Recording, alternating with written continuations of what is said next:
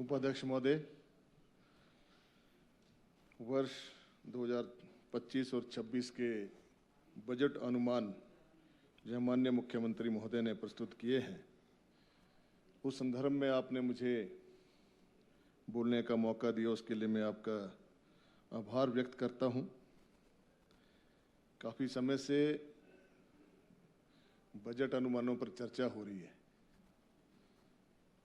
और भाई रणधीर शर्मा जी ने एक एक मुद्दे को जो है बहुत ही गंभीरता के साथ यहाँ पर प्रस्तुत किया और जो सच्चाई है उसको यहाँ व्यक्त किया।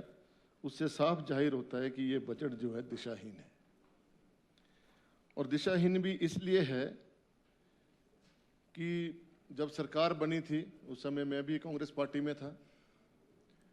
मुख्यमंत्री महोदय से चर्चा हो रही थी जब बजट सेशन आना था कि ये जो 3-3 घंटे बजट पढ़ते हैं इसमें क्या फायदा है, बोलते हैं बेकार की योजनाएं बनाते रहते हैं, कोई फायदा नहीं है इसका। इसलिए मैं इसको कट शॉर्ट करके केवल मात्र वही चीजें रखूंगा जिससे प्रदेश का भला होगा। और इस बार उन्होंने पहली बार जो बजट पढ़ा वो 1.5-2 घंटे का था, दूसरी बार पढ़ा वो भी इतना ही समय था, और पिछली बार जो बिंदु थे वो कम थे, इस बार बिंदु ज्यादा हो गए, इसलिए समय भी उन्होंने 2.25 घंटे लिया।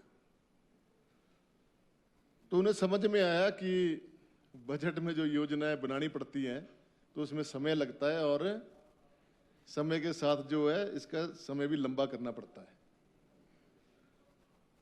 और वो स्वयं जब उन्होंने देखा कि अब समय बहुत होता जा रहा है, 2-3 बार तो वो लड़खड़ा गए बोलते बोलते, और फटाफट से जल्दी जल्दी पढ़ना शुरू कर दिया कि जल्दी से जल्दी मेरा टाइम पूरा हो जाए, और लगभग 10 बार तो पानी पिया होगा, क्योंकि वो एक अंतरात्मा की आवाज आती है कि मैं प्रदेश को कुछ दे तो नहीं सकता, किताब तो लिख सकता हूं। वो किताब लिख दी और इस बजट में सारी तकरीबन चर्चाएं हो चुकी हैं, मैं कुछ बिंदुओं पर बात करूंगा। माननीय उप मुख्यमंत्री महोदय यहाँ बैठे हैं। मैंने एक प्रश्न लगाया था कि बड़सर विधानसभा क्षेत्र में पिछले 2 वर्षों में कितने हैंडपंप लगे। जवाब में 30 हैंडपंप लगाने का जो है मुझे उत्तर आ गया, और वो जो हैंडपंप कोई जल शक्ति विभाग के द्वारा जारी नहीं हुए थे, वो जिला परिषद के माध्यम से हुए, विधायक निधि से हुए, ब्लॉक समिति के माध्यम से हुए, और श्रेय आपने ले लिया। वो लगाने का फायदा क्या हुआ, पैसे तो हमने दिए अपनी निधि से। और सबसे बड़ी बात, जल शक्ति विभाग में मैं बड़े वर्षों से बात कर रहा हूं कि मेंटेनेंस के लिए पैसा रखिए, उसमें कोई पैसा नहीं रखा। आपकी सारी मशीनरी जो है वो खराब पड़ी है, उसको आप ठीक कराते हैं वेंडरों से, थोड़े दिन चलती है फिर बंद हो जाती है, फिर वेंडर उसको ले जाता है मार्केट में, उसमें रिमाइंड करता है, फिर लगा देता है। नुकसान किसका हो रहा है? ये जीरो टॉलरेंस वाली जो बात आती है कि हम भ्रष्टाचार बिल्कुल नहीं करेंगे, सबसे ज्यादा भ्रष्टाचार तो जल शक्ति विभाग में है। जब आपकी गैलरियां साफ करने की बात आती है तो वही रेत जो उसमें भरा होता है उसको निकालते हैं, उसी को डाल देते हैं, कोई मौके पर नहीं जाता देखने। तो माननीय उप मुख्यमंत्री महोदय, थोड़ा सा आप एक्टिव होकर इस पर काम कर रहे हैं, क्योंकि आप बहुत सुलझे हुए नेता हैं, और जल शक्ति विभाग की इतनी उपेक्षा जो हो रही है वो हमारी समझ से बाहर है। मेरे विधानसभा क्षेत्र में एक 131 करोड़ की पानी की स्कीम चल रही है, आपको मालूम है। उसमें लगभग 20 टैंक बनकर तैयार हो गए हैं, और मैं आपसे बार बार ये निवेदन कर रहा हूं कि जो सोर्स का जो काम शुरू होना है, जहां से पानी उठाया जाना है, वहां उसको जल्दी से शुरू करवाया जाए। नहीं तो जो टैंक आपके बनके तैयार हो गए, वो जब वो पानी वहां सोर्स बनेगा वो सारे के सारे टैंक लीक हो जाएंगे। इसके बारे में ध्यान रखिए। होना तो ये चाहिए था कि पहले सोर्स को तैयार करते, फिर टैंकों का काम शुरू करते। और ऐसे बहुत से टैंक मेरे विधानसभा क्षेत्र में हैं जो पहले बनाए, जिनमें पानी नहीं पड़ा समय से और वो सारे लीक हो गए। करोड़ों रुपए लग रहा है, ये पब्लिक का पैसा है। तो मेरा आपसे निवेदन है कि इस तरफ आप विशेष ध्यान रहें। एक आपने मल्टी टास्क वर्कर वहां रखने थे, पैरा पंप ऑपरेटर रखने थे, फिटर रखने थे, वो अभी तक नहीं हुई। इंटरव्यू हो गए, 1 साल हो गया, अभी तक उनकी अधिसूचना जारी नहीं हुई, उनको जॉब्स नहीं मिली। क्या कारण है? समझ से परे है। नहीं, हम तो नहीं रखेंगे। आपने लिखा बजट में कि 4,000 जो है हम मल्टी टास्क वर्कर रखेंगे, पैरा पंप ऑपरेटर रखेंगे, जो पिछले साल घोषणा हुई थी, अभी तक नहीं हुआ कुछ नहीं।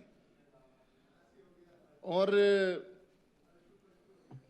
अल्टू पलटू हुआ, ठीक हुआ, लेकिन वहां जो पलटू और भी हैं जिन्होंने कांग्रेस पार्टी को वोट दिया, वो भी तो लोग वहां रह रहे हैं, उनके बारे में भी सोचिए।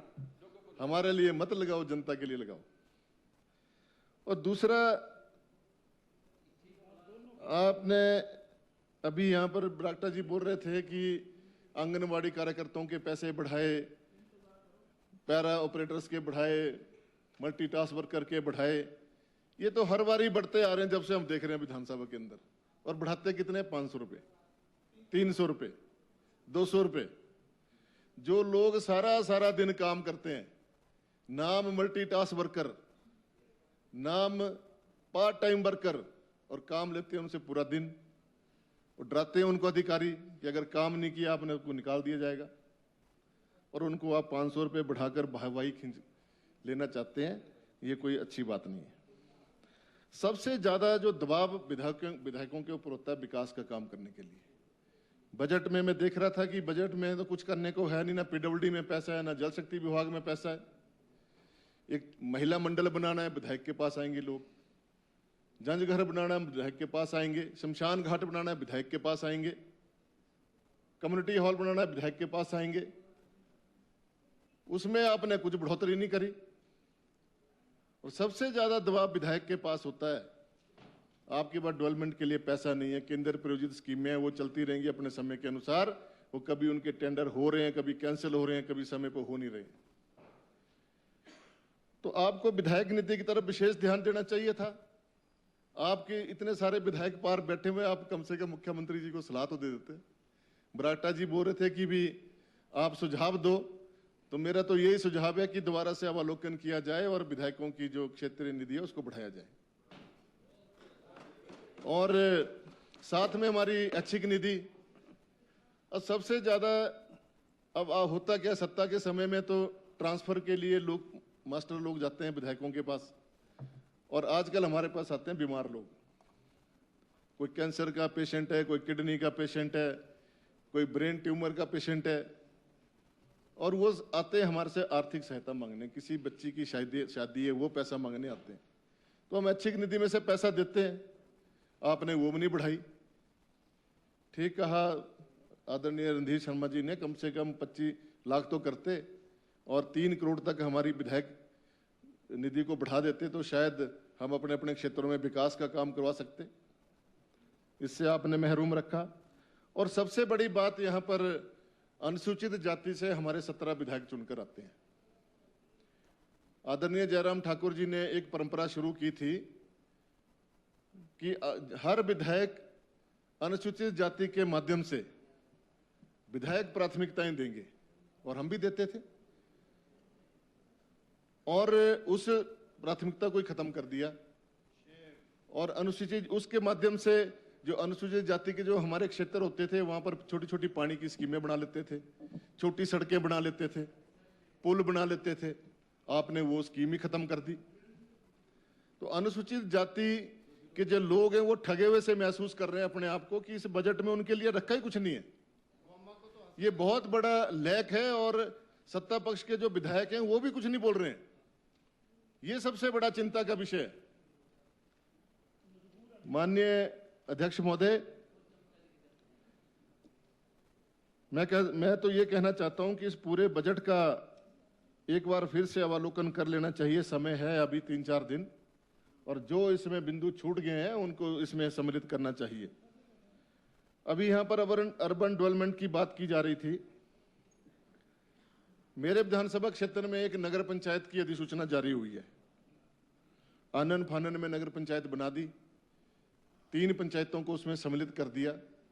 अब उसमें जो किस आधार पर उसमें उनको किया गया, मेरी समझ से बाहर है।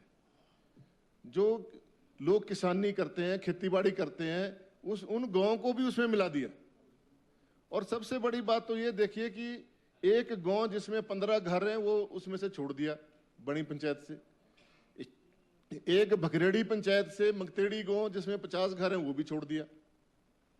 ये समझ से परे है कि कैसी नगर पंचायत उन्होंने बनाई। वो लोग जो 50 घर वाले वो कहां जाएंगे, जो 10 घर वाले हैं वो कहां जाएंगे। और बड़सर से 5 किलोमीटर की दूरी तक का जो गांव है जिसमें 10 घर हैं, किसी में 5 घर हैं, कोई ऊपर पहाड़ी में 7 घर हैं, उनको भी मिला दिया। क्या जरूरत थी उसकी मिलाने की? अगर आपने बनानी थी, जो टाउन था उसको बनाते। आपने सारे ग्रामीण इलाके भी उसमें मिला दिए। वो सारा जो है आपने जल्दबाजी में चंद लोगों को लाभ देने के लिए